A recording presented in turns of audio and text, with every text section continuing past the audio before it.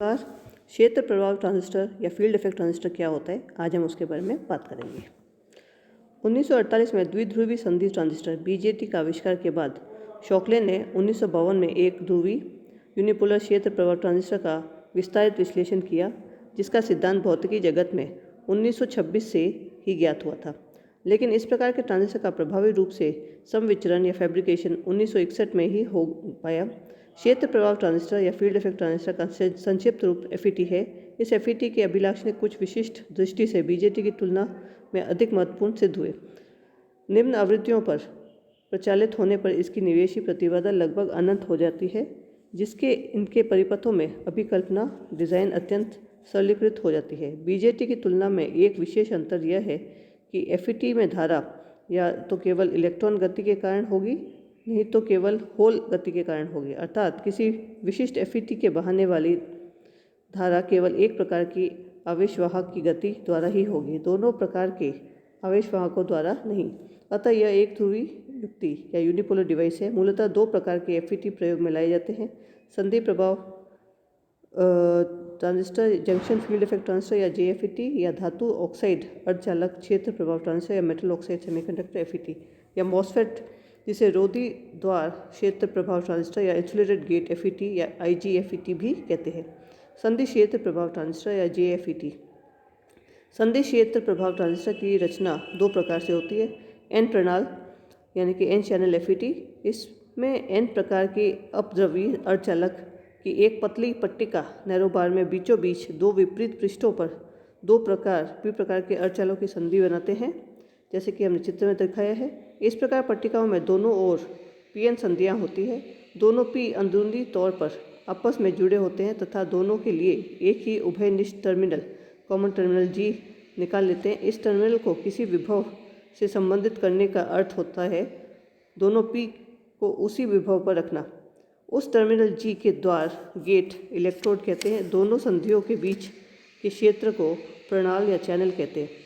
N पट्टिका के दोनों सिरों से दो टर्मिनल S तथा D निकाल लेते हैं, जिसमें क्रमशः स्रोत और अपवाहिका या ड्रेन कहते हैं। अपवाहिका टर्मिनल D व स्रोत टर्मिनल S के मध्य वोल्टा VDS इस प्रकार आरोपित की जाती है कि प्रणाल में बहुसंख्यक आवेश वाहक स्रोत S से अपवाहिका D की ओर प्रवाहित होने हैं, जिससे प्रणाल द्वारा धारा बहने लगती है। पट्टिका को उसकी चौड़ाई की ओर से देखने के चित्र इस प्रकार से लगेगा, जैसे कि हमने इस चित्र में दर्शाया है। ये एक अनुभागीय चित्र या सेक्शनल डायग्राम को हम FET की कार्यप्रणाली समझने में उपयोग लेंगे। इस चित्र में N प्रणाल FET का परिपथ प्रतीक सर्किट सिंबल में दर्शाया गया है। द्वार पर तीर का निशान धारा की दिशा को व्यक्त करता है। यदि द्वार G तथा स्रोत S के बीच अग्रदिशिक बायस लगाया जाए। P प्रणाल या P चैनल FET यह N प्रणाल जैसा ही रचित होता है, जिसमें एक P प्रकार की पट्टिका में दो N प्रकार के अर्धचालकों की संधि बनती है, जैसे कि हमने इस चित्र में दिखाया है। यहाँ द्वार N प्रकार का होगा, जबकि स्रोत एवं अपवाहिका P प्रकार के हैं। D तथा S के बीच विभव अंतर लगाने पर P प्रणाल के होल S से D की ओर गतिशील हो जाते हैं, जिससे प्रणाल द्वारा धारा बहने लगती है। चित्र में P प्रणाल FET का अनुभागीय चित्र तथा G में उसके परिपथ प्रतीक दर्शाया गया है। यह टर्मिनल पर तीर पर किसी PN संधि पर अग्रबायस के अनुरूप होता है। अतः स्रोत में अपवाहिका के मध्य धारा N प्रणाल में इलेक्ट्रॉन गति द्वारा बहेगी, जबकि P प्रणाल में होल गति द्वारा। दोनों प्रकार के FET की कार्यप्रणाली एकदम एक जैसी है। अतः आगे हम केवल N प्रणाल FET की कार्यप्रणाली का अध्ययन करेंगे। P प्रणाल FET का कार्यप्रणाली में अध्ययन पाठक स्वयं ही कर सकेंगे। स्रोत द्वारा बहुसंख्यक आवेशवाहक पट्टिका में निवेशित होंगी तथा अपवाहिका टर्मिनल द्वारा निर्गत होंगी। द्वार टर्मिनल की दोनों PN संधियाँ अत्यधिक अपमिश्रण वाली होने के कारण अवक्षय क्षेत्र अत्यंत पतला हो जाएगा। प्रचालन ऑपरेशन एवं अभिलाक्षणिक यानी कि कैरेक्टरिस्टिक द्वार तथा स्रोत के बीच सर्वदा पश्चिदिशिक बायसन होगा, जैसे कि हमने इस चित्र में दर्शाया है। हम स्रोत अपवाहिका के मध्य आरोपित विभव अंतर VDS को स्थिर रखकर द्वार द्वारा स्रोत के बीच लगे पश्चिदिशिक बायसन VGS को बदलने पर अपवाहिका धारा ड्रेन करंट ID में प्राप्त परिवर्तन को विश्लेषण करेंगे। विभव विभाजक R की सहायता से VGS के मान को शून्य रखने पर दोनों संधियों पर अवक्षय क्षेत्र अत्यंत पतले बने रहेंगे, जैसे कि हमने इस चित्र में दिया छायांकित क्षेत्र या शेडेड एरिया के रूप में दिखाया गया है। अपवाहिका स्रोत वोल्टेज VDS के कारण N प्रणाल द्वारा इलेक्ट्रॉन स्रोत से अपवाहिका की ओर आसानी से बहेंगे, अर्थात अपवाहिका से स्रोत की ओर अपवाहिका धारा ID बिना किसी अधिक प्रतिरोध से बहती रहेगी। ID का यह मान उपस्थित स्थिति में संतृप्त या अधिकतम मैक्सिमम होगा, अतः इस दिशा में ID IDM या IDSS को से प्रदर्शित करेंगे। संगत रूप से VGS बनाम ID आरेख भी खींचते हैं, जैसे कि हमने इस चित्र में यहाँ पे दर्शाया है। पश्चदिशीय बायसिंग के कारण VGS ऋणात्मक X अक्ष पर रखा गया है।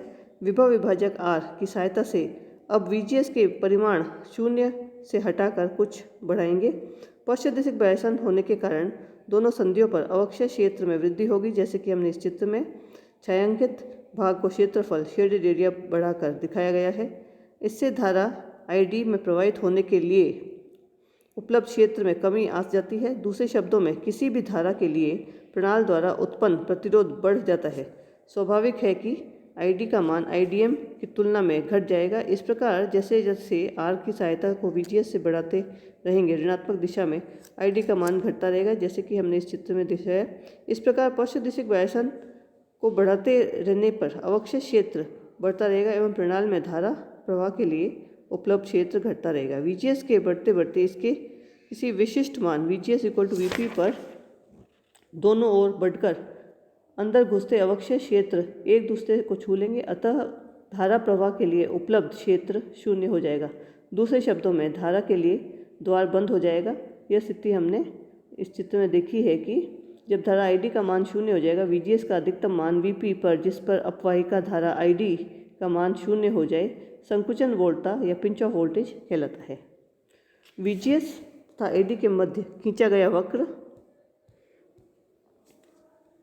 FET के अंतरण अभिलाक्षणिक ट्रांसफर कैरेक्टरिस्टिक कहलाता है। इस अभिलाक्षणिक के संगत VGS तथा ID के मध्य गणितीय संबंध इस प्रकार से व्यक्त होता है। ID IDM in brackets 1 - VGS divide by VP bracket इसका होल स्क्वायर लेना है। अपवाहिका में स्रोत के मध्य विभवांतर VDS के साथ विभव विभाजक पोटेंशियल डिवाइडर की व्यवस्था करके VDS का मान को वांछित रूप से बदला जा सकता है तथा VGS का मान को स्थिर रखते हुए VDS के विभिन्न मानों पर ID को मापा जा सकता है।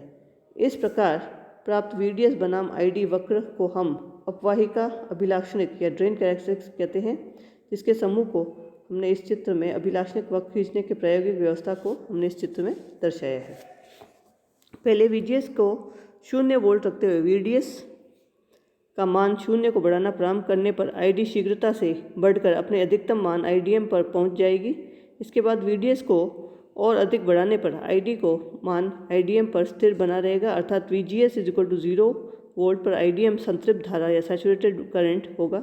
VDS के जिस निम्नतम मान पर ID IDM होगा, यह संकुचन वोल्टता या पिंच ऑफ वोल्टेज VP के समान होगा, क्योंकि VGS पर इतना ही पश्चदिशीय बायसन लगा कर अधिकतम धारा IDM को 0 पर लाया जा सकता है।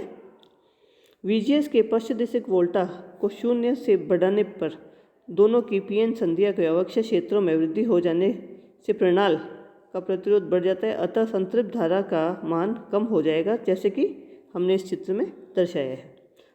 अंततः VGS -VP रखने पर VDS के सभी मानों पर ID 0 होगा। इस प्रकार हम देखते हैं कि FET एक 3 टर्मिनल वाली एक ध्रुवीय युक्ति या 3 टर्मिनल यूनिपोलर डिवाइस है, जिसमें प्रचालित धारा का मान आरोपित विद्युत क्षेत्र द्वारा नियंत्रित हो जाता है। निवेश टर्मिनल द्वार पर आरोपित विद्युत विभव के विभिन्न मानों पर प्रणाल का चालन क्षेत्र में मोटाई या प्रणाल का प्रतिरोध या वांछित रूप से परिवर्तित किया जा सकता है। निवेश टर्मिनल अथवा PN संधि पर सर्वदा पश्चदिशीय बायसन रहने के कारण निवेश प्रतिरोध सर्वदा ही लगभग अनंत बना रहेगा, जिससे द्वार धारा गेट करंट हमेशा ही लगभग 0 बनी रहेगी। द्विध्रुवीय संधि धारा ट्रांजिस्टर BJT तथा FET के मुख्य अंतर यह है कि FET में 2 टर्मिनलों के मध्य बहने वाली धारा को नियंत्रण तीसरे टर्मिनल द्वारा होता है, जबकि बीजेटी में किसी एक संधि पर आरोपित वोल्टा उस संधि द्वारा बहने वाली धारा को स्वयं नियंत्रित करती है। हम बात करते हैं जेफेट प्राचाल या जेफेट पैरामीटर्स। जेफेट लगने पर विभिन्न परिपथों में गणना के लिए जेफेट के इस प्रकार के प्रचाल परिभाषित किए जाते हैं। अपवाहिक प्रतिरोध यानी कि ड्रेन रेजिस्टेंस, आरडी संकुचन क्षेत्र पिंच ऑफ रीजन में प्रचालित जेफेट में अपवाहिका तथा स्रोत के मध्य प्रतिरोध की अपवाहिका प्रतिरोध कहते हैं। गणितीय रूप से स्थिर VGS पर RD is equal to del VDS divide by RD ID at VGS constant, जैसे कि हमने इसमें बताया, अनुपात में पादांक पर स्थिर रखी गई राशि को दिखाया जाता है। स्वाभाविक है कि RD का इकाई ओम होगी। अंतर चालकता या ट्रांसकंडक्टेंस GM अंतरण अभिलाक्षणिक में ढाल का मान अंतर चालकता कहलाता है। अतः स्थिर VDS पर GM is equal to del ID by del VGS at VDS constant. इस प्रजाल में इकाई मोह या ओम होगी। प्रवर्धन गुणांक या एम्प्लीफिकेशन फैक्टर म्यू स्थिर अपवाहिका धारा पर निर्गम अपवाहिका वोल्टा VDS तथा निवेशी वोल्टा VGS में परिवर्तन के अनुपात को प्रवर्धन गुणांक कहते हैं। Mu is equal to minus VDS by del VGS। इस प्रचाल की कोई इकाई नहीं होगी, म्यू धनात्मक होगा, इस कारण परिभाषा में माइनस उपयोग में लिया जाता है।